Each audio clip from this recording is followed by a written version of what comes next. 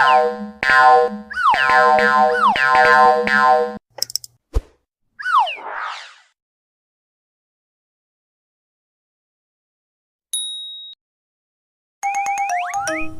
semuanya, hari ini kita akan membahas mengenai pesawat sederhana dalam kehidupan sehari-hari. Disimak videonya ya. Ari dan Ria sedang menyiapkan minuman segar di dapur. Ari kesulitan ketika ingin membuka penutup botol sirup dengan tangannya. Ria yang melihat hal itu langsung menyodorkan alat pembuka tutup botol pada Ari. Tutup botol akhirnya berhasil membuka tutup itu dengan mudah. Alat pembuka yang digunakan Ari merupakan pesawat sederhana, tetapi bukan pesawat yang bisa terbang ya. Pesawat sederhana ada 4 jenis: roda berporos, bidang miring, katrol, tuas atau pengungkit. Roda berporos berfungsi untuk memperbesar kecepatan dan gaya benda.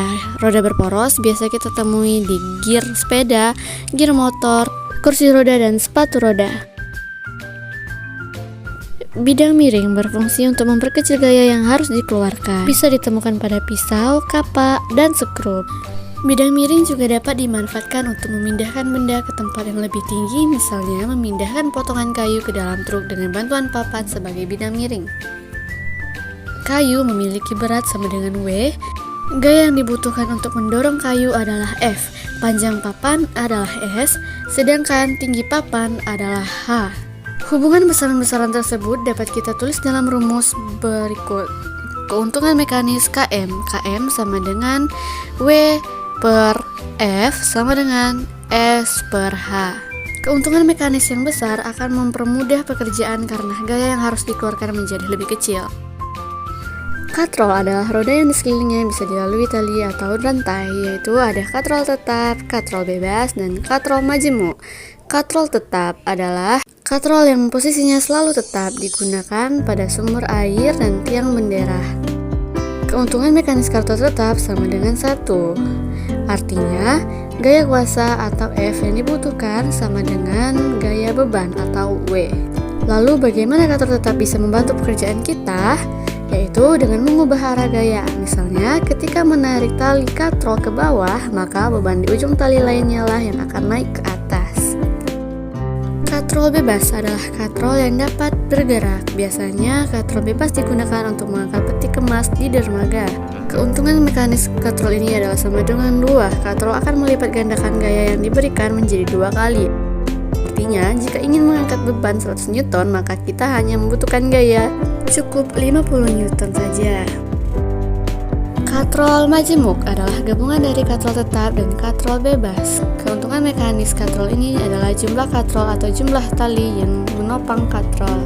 Pada contoh katrol majemuk di gambar, jumlah katrolnya ada 1, 2, 3, 4. Maka keuntungan mekanisnya ada 4. Karena itu, semakin banyak katrol yang digunakan, semakin kecil gaya yang dibutuhkan. Tuas atau pengungkit. Tuas terdiri dari titik tumpu, titik kuasa, dan titik beban. Titik kuasa adalah di mana gaya diberikan. Titik beban adalah posisi di mana beban diletakkan. Titik kuasa disebut dengan F, titik beban disebut dengan W.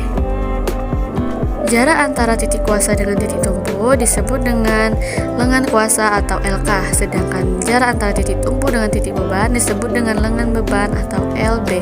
Rumus keuntungan mekanisnya adalah sama dengan W per F sama dengan LK per LB. Berdasarkan letak 3 titik tersebut, tuas dibagi menjadi 3 jenis. Tuas jenis pertama memiliki titik tumpu di antara titik beban dan titik kuasa. Contohnya ada pada gunting. Contoh tuas jenis pertama lainnya adalah palu, tang, gunting kuku, dan jungkat-jungkit. Tuas jenis kedua memiliki titik beban di antara titik tumpu dan titik kuasa. Contohnya pada alat pembuka tutup botol yang digunakan oleh Ari tadi. Titik beban di tengah untuk mengaitkan tutup botol, titik tumpu berada di ujung, titik kuasa berada pada pegangannya. Contoh lain jenis tuas kedua yaitu gerobak dorong dan pemotong kertas. Tuas jenis ketiga memiliki titik kuasa di antara titik tumpu dan titik beban. Contohnya pada sekop, titik kuasanya berada di tengah tempat tangan memegang dan titik tumpunya di ujung serta titik bebannya ada di ujung bawah. Contoh tuas jenis ketiga lainnya yaitu stapler, pinset, dan sapu.